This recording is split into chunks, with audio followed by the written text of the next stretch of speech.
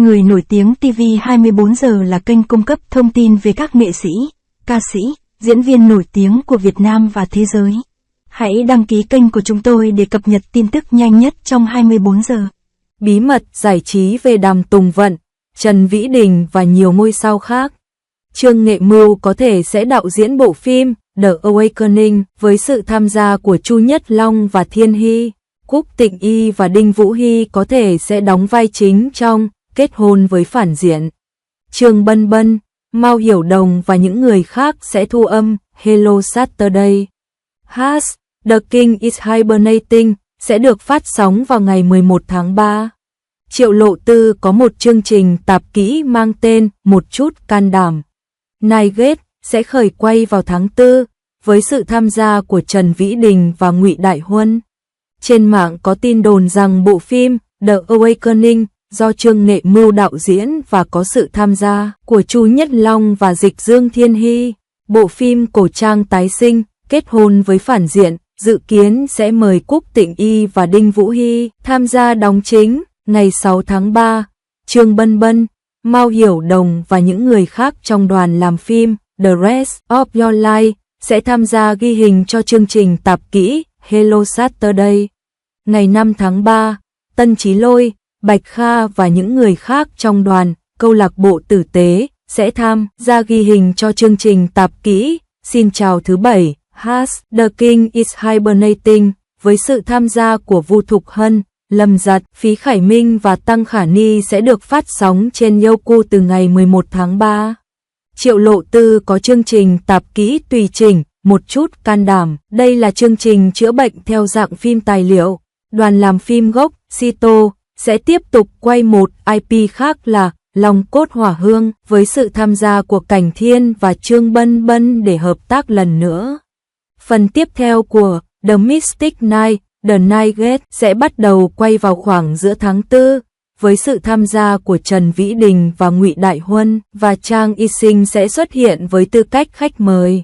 Nghe nói nữ chính của Lan Hương Như Cổ là Đàm Tùng Vân, nam chính là Trương Tân Thành. Đây là lần hợp tác thứ hai của họ, các bạn có mong chờ không? Sau khi tập 8 của bộ phim đồng tính Quảng Nguyên bị gỡ khỏi Youku, phiên bản đầy đủ sẽ được phát sóng đầu tiên tại Nhật Bản từ ngày 7 tháng 3, với 2 tập được cập nhật mỗi tuần và dự kiến hoàn thành vào tháng 6.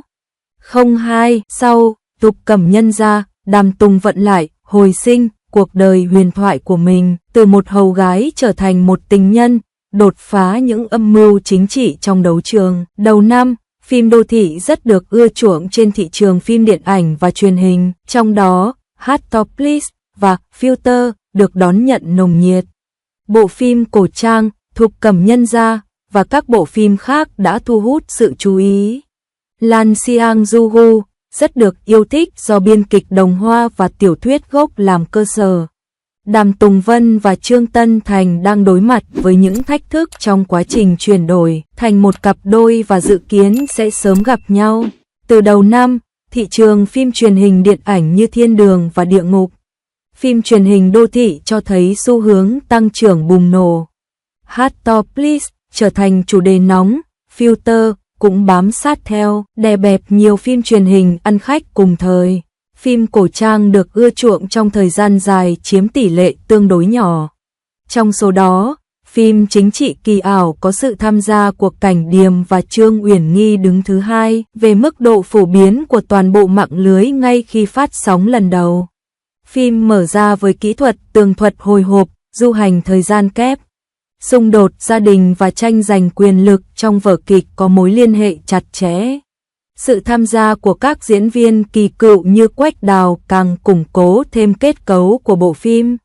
Mặc dù phim đô thị có thành tích đáng ngạc nhiên nhưng sự nhiệt tình của khán giả đối với phim cổ trang vẫn không hề suy giảm.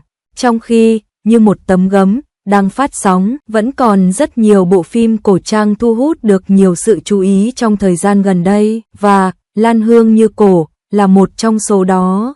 Với kịch bản của Đồng Hoa và tiểu thuyết gốc của Orchid Fragrance làm cơ sở, Lan Xiang Juhu đã trở thành dự án phim duy nhất không phải phần tiếp theo lọt vào top 3 phim truyền hình sắp ra mắt 25.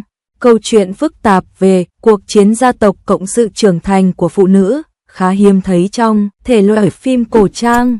Bộ phim được chuyển thể từ bộ phim võ thuật cổ điển Lan Hương Viên.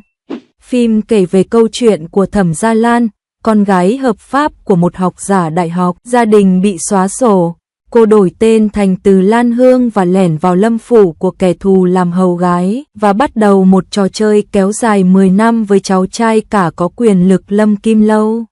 Trong tiểu thuyết gốc, những cốt truyện sôi động như 3 lần trốn thoát và 3 lần bắt cóc và đuổi vợ đến lò hỏa táng bằng cách quạt cho phi tần đã được điều chỉnh thành bước đột phá giai cấp cộng tự cứu mình trong phiên bản phim truyền hình.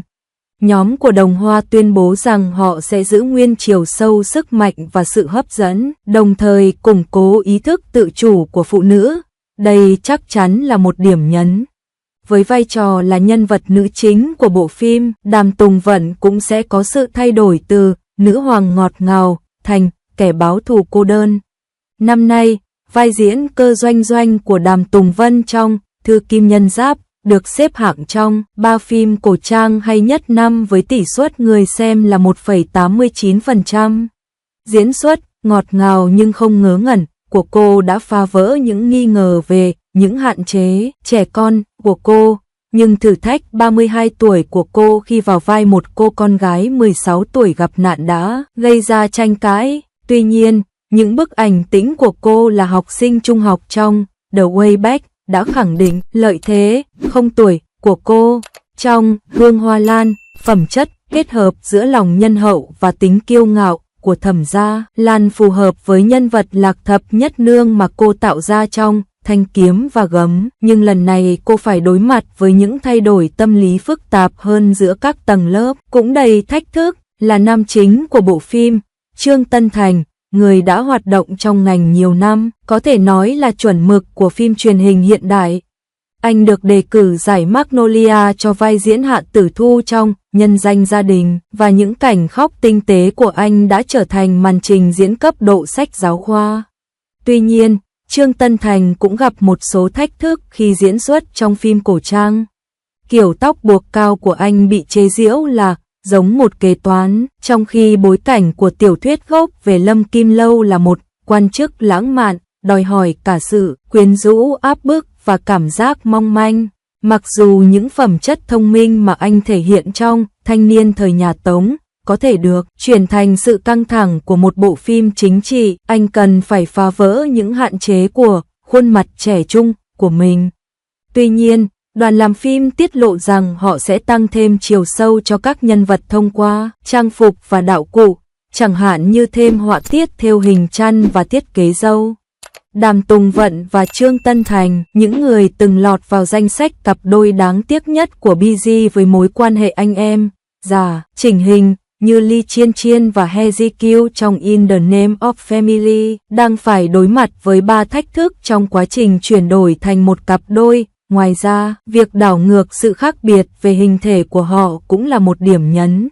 Dáng người nhỏ nhắn 152cm của Đàm Tùng Vận và tỷ lệ cơ thể mảnh mai 180cm của Trương Tân Thành cần phải cân bằng được sức thuyết phục về mặt thị giác của cướp. Tất nhiên, sự nhanh nhẹn của Đàm Tùng Vận so với sự kiềm chế của Trương Tân Thành có thể va chạm để tạo ra cảm giác giằng co giữa thợ săn và con mồi, hay không cũng là một trọng tâm chính.